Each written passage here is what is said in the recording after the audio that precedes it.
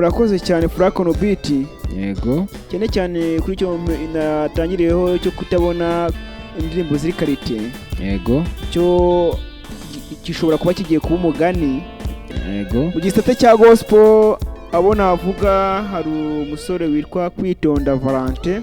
Yego. Ya n'ubu ngubu ndi gukurikirana ibihangano byiwe, ari gukora amaze gutangira gukora ama EP.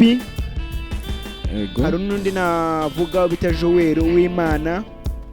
Nawe hari indirimbo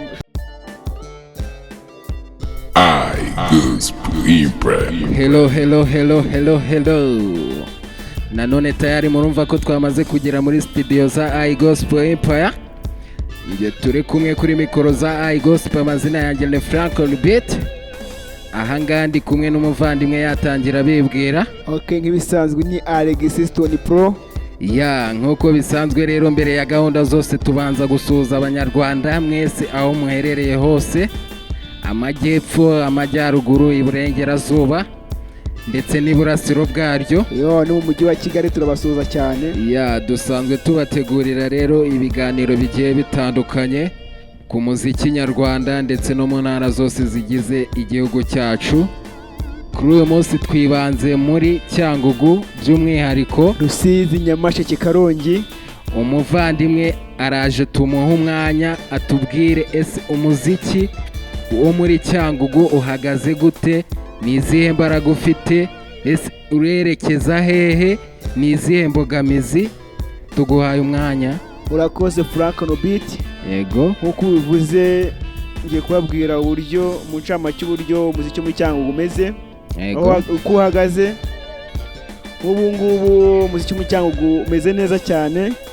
Ariko haracyari imbogamizi zo kuba nta bikorwa remezo cyangwa ibitaramo bihoraho bishobora kubyarira inyungu abahanzi.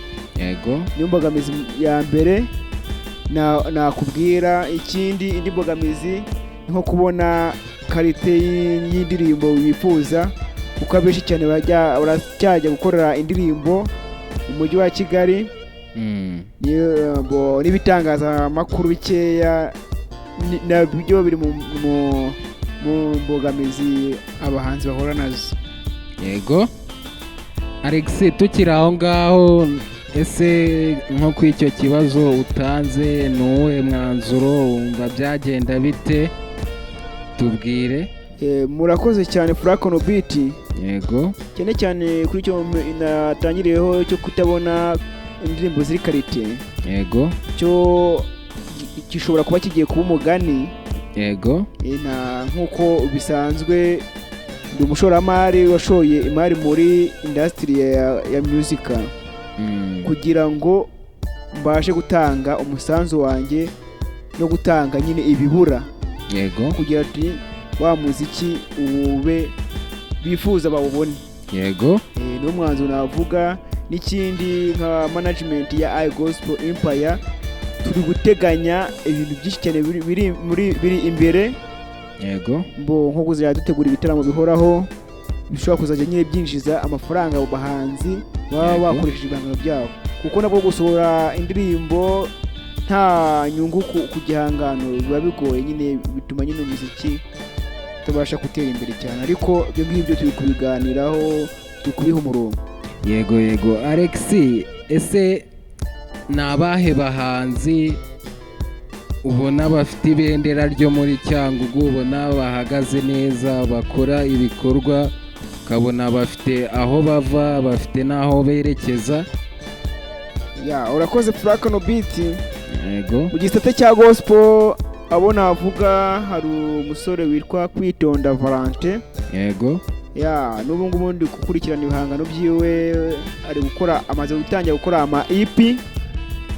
Yego. Hari n'undi navuga bita Joel w'Imana. Nawe hari indirimbo ushobora kuba imaze ibyumweru 2 igiye hanze. Yego. So hari n'abandi bakobwa nabo mbona bafite akazoza k'ejo hazaza. Yego. Itsinda rya Edisa na Jeannette. Nabo n'abakobwa bari gufashwa na management ya IGOSPEL. Yego. Akaba n'undi mukobwa witwa Israel ndayibonye. Yego. Nawe ni umukobwa nawe ufite ejo hazaza heza. nabishyamo imbaraga nabiha umwanya ndetse akanabikunda umuziki uzatera imbere cyane.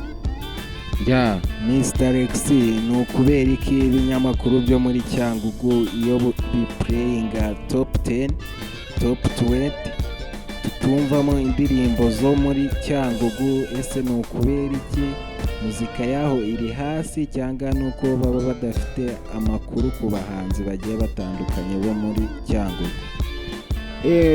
Nk'uko ubivuze, yego, basha gukurikirana ibitangazamakuru bikeya kuko nibyo tunafite.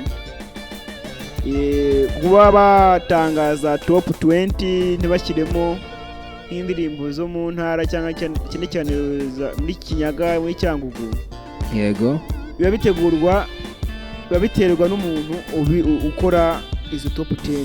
yego, yamba atabanje kureba search akabanza kureba nyine urubyiruko se impano zazimeze gute. Ushobora gusanga ateguye top 10 ugasanga indirimbo z'abanyakigali gusa, yego, ya myumvire n'ubundi y'abategura top 10 ndacyari kwibanda ku banyakigali. Abo mu ntara bakabaha umwanya mukeya, yego, kandi babaye basaranganya byabafasha. Ikindi ushobora gusanga nk'umuntu bitegura nimba bitegura ari umwe arabitegura ku giti cyiwe, ariko abashije nk'umuntu bitegura akabasha kuganira n'abandi bantu nyine bafite urukundo umuziki wa Cyangugu, yabasha gukora top 10 zisaranganyije nyine nta hantu na hato abogamiye. Yego, yego. Alex, abantu baduteze amatwi ni iki wababwira?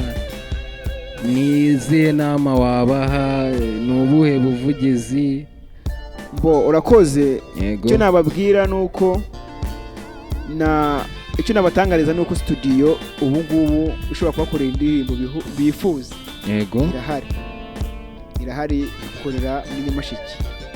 Kandi gushinga studio nkanjye ntago ari impanuka. Yego. Ntago nje gukora amafaranga. Yego. Nje gutanga umusanzu wanjye muri gospel, muri sekira, muri gakondo. Yego. Ni mvuga ngo ntago nje gukora amafaranga, bumve ko ngiye amafaranga atari nsize imbere cyane. Yego. Nsize imbere ngewe gutanga ibintu byari byarabuze. Yego.